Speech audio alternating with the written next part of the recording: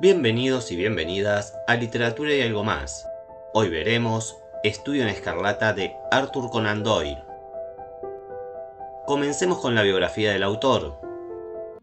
Arthur Conan Doyle nació el 22 de mayo de 1859 en Edimburgo y estudió medicina en la Universidad de Edimburgo de 1876 a 1881. En junio de 1882 se mudó a Portsmouth, donde instaló una clínica en la que no le fue muy bien, por lo que en su tiempo libre comenzó a escribir. Tuvo tanto éxito en su inicio literario que en 5 años abandonó la medicina. Su primera obra destacada fue Estudio en Escarlata, donde creó al más famoso detective de ficción, Sherlock Holmes, basándose en un profesor de la universidad de ingeniosa habilidad para el razonamiento deductivo. Igual de famosos son los personajes que lo acompañan. Su amigo, el Dr. Watson, el narrador de sus historias, y el archicriminal profesor Moriarty. Otros relatos famosos son El signo de los cuatro, 1890, Las aventuras de Sherlock Holmes, 1892, El sabueso de Baskerville, 1902, y su último saludo en el escenario, 1917, gracias a los cuales se hizo mundialmente famoso y popularizó el género de la novela policíaca. También tuvo éxito con sus novelas históricas, como Mike Clark, 1888, y La Compañía Blanca, 1890, así como con su obra de teatro Historia de Waterloo, 1894. Durante la Guerra de los Boers, fue médico militar y a su regreso a Inglaterra escribió La Guerra de los Boers, 1900, y La Guerra en Sudáfrica, 1902, justificando la participación de su país. Por estas obras se le concedió el título de Sir en 1902. Durante la Primera Guerra Mundial escribió La campaña británica en Francia y Flandes, 6 volúmenes, 1916 a 1920, en homenaje a la valentía británica. La muerte en la guerra de su hijo mayor lo convirtió en defensor del espiritismo, del cual escribió y dio conferencias. Su autobiografía, Memorias y Aventuras, se publicó en 1924. Murió el 7 de julio de 1930, con 71 años, de un ataque al corazón, en Crowborough, Inglaterra. Una estatua suya se encuentra en esa localidad donde residió durante 23 años. Investiguemos su título. Los hechos giran en torno al color rojo y a su estudio. Cuando Watson conoce a Holmes, está muy entusiasmado porque inventó un polvo que reacciona ante la hemoglobina de la sangre, es decir, ante la sustancia que le da el color rojo. Rojo también está el piso donde fue encontrado el muerto por la sangre de la nariz del asesino, y rojo sangre es cada letra de la palabra Rage, escrita en las 2 escenas criminales. Rubicunda, roja, es la cara del asesino. Por último, el propio Holmes, al final del 4º episodio, crea la expresión Estudio en Escarlata para explicar cómo funciona la vida. Sobre la madeja incolora de los hechos cotidianos, a veces aparece un hilo escarlata, un hecho extraordinario criminal que rompe con la monotonía. ¿Quién comienza a contar? La primera parte está narrada por Watson, quien relata que regresa a Londres luego de quedar gravemente herido en la guerra de Afganistán. Al contar con pocos recursos, busca un compañero para compartir los gastos de un alquiler. A través de un amigo, conoce a Sherlock Holmes, que estaba en su misma situación. Estos dos comparten el departamento de la calle 221B Baker. En un principio los une la necesidad económica, pero luego surge una gran amistad. Desde el comienzo, Watson queda sorprendido por la gran capacidad de observación y deducción de Holmes. El doctor no entiende cómo puede averiguar todo lo que dice. Aún así, muestra admiración y respeto por su amigo. Las mismas emociones y sentimientos que experimentan los lectores, o sea, Watson es el espejo de los receptores de las aventuras. Estructura externa. La novela se divide en 2 partes, cada una con 7 capítulos numerados y titulados. La primera se titula Reimpresión de las memorias de John Watson, doctor en medicina y oficial retirado del Cuerpo de Sanidad. Watson narra en primera persona el primer misterio en el que siguió las investigaciones de Holmes. El caso de un cadáver en una casa abandonada de Brixton, con la palabra Rage escrita en letras de sangre en la pared. La segunda parte se titula La Tierra de los Santos. Da un salto en el espacio y tiempo para situarse 2 décadas atrás en Estados Unidos, en Salt Lake City, la tierra de los mormones.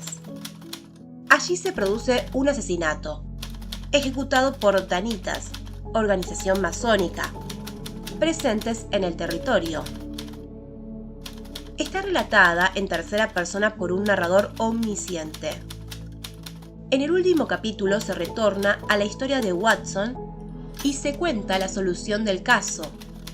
Se relacionan las 2 partes del libro, que al principio parecen autónomas. El motivo del crimen resulta ser la venganza por un amor perdido. Estructura del relato policial.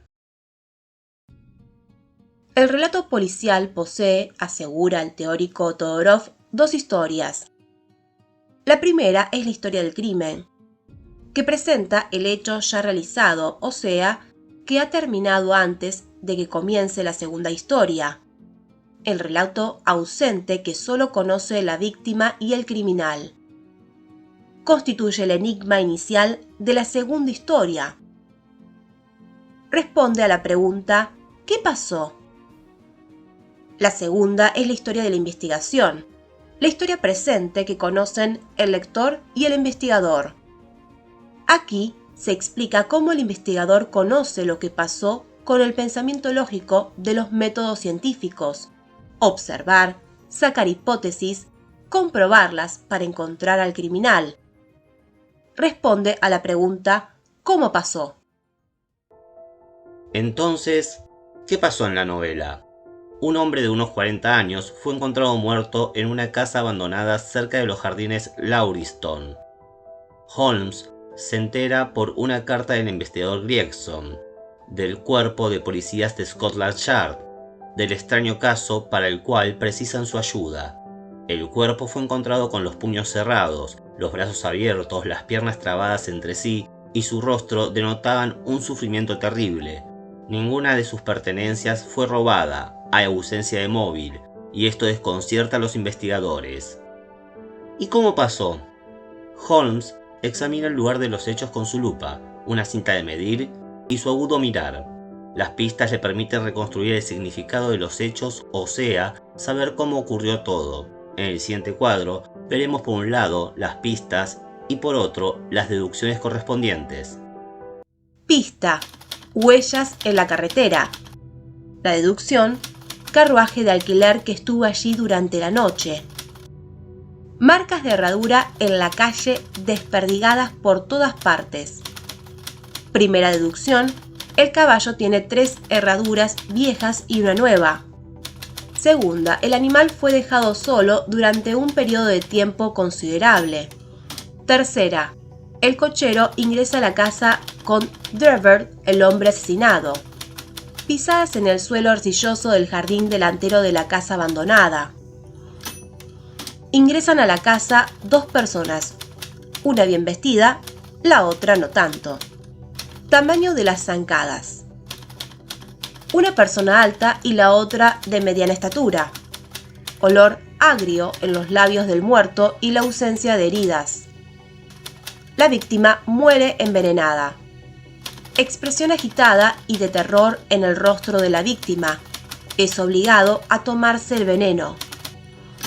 Palabra rage escrita con sangre en la pared. El móvil fue el deseo de venganza. Leves arañazos al escribir la palabra rage en la pared. El asesino tiene uñas largas. Anillo de matrimonio de una mujer entre las ropas del cadáver. La venganza se debe a alguna mujer y el asesino se valió del anillo para hacérselo recordar. Cenizas de cigarrillo. El criminal fumaba cigarrillos marca Trichnopoli. Manchas de sangre en el suelo sin que hubiese señales de lucha. Primera deducción. La sangre proviene de la nariz del asesino. Segundo, el culpable sufre una afección cardíaca.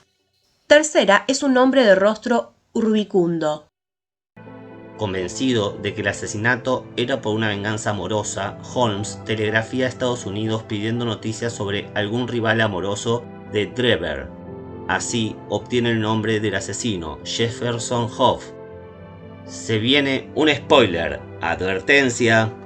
La resolución de la novela se da cuando, ya con todas las pistas analizadas, Holmes pide a su cuerpo de detectives de vagabundos que investiguen si un tal Jefferson Hoff conducía un coche de alquiler. Una vez localizado y durante una visita de los detectives Gregson y Lestrade, Holmes manda llamar al cochero, bajo pretexto de necesitar uno para un viaje, y cuando llega, le dice a todos los que estaban presentes, e incluso al lector, que ese era el asesino de Drever y Strangerson. Elementos del policial clásico y negro y algo de aventura. El relato marco presenta ambas características, ya que Sherlock Holmes muestra un método hipotético deductivo típico del detective clásico, ya que resuelve el caso con los indicios que va descubriendo sin arriesgar su vida. Además, representa a un hombre acomodado por una herencia que lo deja trabajar de detective por placer. Lo negro está en el crimen, ya que es cometido por venganza. Los asesinados forman parte de una religión que funciona como una mafia imponiendo sus reglas. Finalmente, el relato marcado presenta una novela de aventuras, donde se cuentan los viajes y las aventuras de John Ferrier, Lucy Ferrier, Jefferson Hoff. Además, es una historia de amor que hace posible a Jefferson vengarse de Strangerson y Drever. Cerremos con el marco de la novela y los personajes. Marco de la primera historia. Lugar y tiempo. Londres, 1880. Departamento de Holmes y Watson, ubicado en la calle 221B, Becker. Y la casa abandonada cerca de los jardines de Lowestone. Narrador, primera persona. Contado por Watson. Personajes. Sherlock Holmes. Mide más de 1,80 m, es flaco, de ojos agudos, nariz fina y mentón cuadrado. Sus manos están siempre manchadas de tinta y de productos químicos, porque trabaja en un laboratorio haciendo experimentos. Es detective privado y ayuda a la policía de Scotland Yard. Es muy observador y deductivo. Cuando reflexiona puede estar días sin hablar. Le gusta tocar el violín. Averigua cosas de las personas y nadie entiende cómo lo logra. John Watson. Es tranquilo, le gusta fumar, le molestan los ruidos fuertes, como cuando Holmes tocaba mal el violín. Pero cuando lo toca bien, disfruta de la música. Se levanta a horas insólitas y desayuna tarde. Es médico militar y estuvo en la guerra de Afganistán, donde le pegaron un tiro en el brazo izquierdo. Lo jubilaron y lo mandaron a Londres a descansar. Gregson y Lestrade. Gregson es un detective de la policía de Scotland Yard, rubio, alto y de cara blanca. Le pide ayuda a Holmes por un crimen. Lestrade es otro detective de la policía, pálido, con cara de rata y ojos oscuros. No se llevaba bien con Gregson porque competían en las investigaciones. Jefferson Hoff es el asesino. Toma justicia por mano propia, dando muerte a los asesinos de su prometida Lucy Ferrier y del padre adoptivo de esta, John Ferrier. Sus víctimas son Stangerson y Drever. Marco de la segunda historia. Lugar y tiempo. Estados Unidos, Salt Lake City, la tierra de los mormones. 1840 a 1860. Narrador, tercera persona omnisciente focalizado en el padre de Lucy, John Ferrier. Personajes: John Ferrier era el papá adoptivo de Lucy. De cara delgada, piel seca, cabello castaño largo y barba con algunas canas. Se quedó y cuidó de Lucy porque la familia de ella había muerto. Lucy Ferrier era la hija adoptiva de Ferrier, rubia, linda, alta, buena y cariñosa, gustaba andar a caballo y ayudaba a su padre en la granja. Estaba enamorada de Jefferson Hope. Jefferson Hope, un cazador joven, fuerte y capaz, conoce a Lucy Ferrier, se enamora y trata de ayudarla a ella y a su padre a escapar de los mormones. Más tarde, tras la muerte de Lucy, Hope se convierte en un hombre obsesionado por la venganza que seguirá el rastro de Drever y Stengerson, los responsables de la muerte de Ferrier, hasta Londres. Brigham Young, el carismático, poderoso y brutal jefe de los mormones, afirma hablar en nombre de Joseph Smith, fundador de los mormones, y se considera un profeta.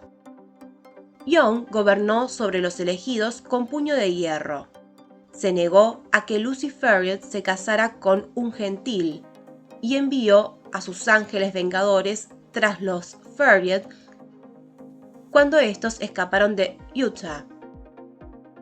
Enoch Drever, hijo de uno de los ancianos mormones, Drever recibe la mano de Lucy Ferrier en matrimonio. Es perseguido hasta la muerte por Jefferson Hope. Joseph Stangerson, otro hijo de uno de los ancianos mormones que también compitió por la mano de Lucy Ferrier, pero perdió contra Drever. Con el tiempo se convirtió en secretario privado de Drever y viajó con él a Europa. También fue asesinado a manos de Jefferson Hope para ver su venganza cumplida. Eso es todo, amigos y amigas. Hasta la próxima tertulia literaria.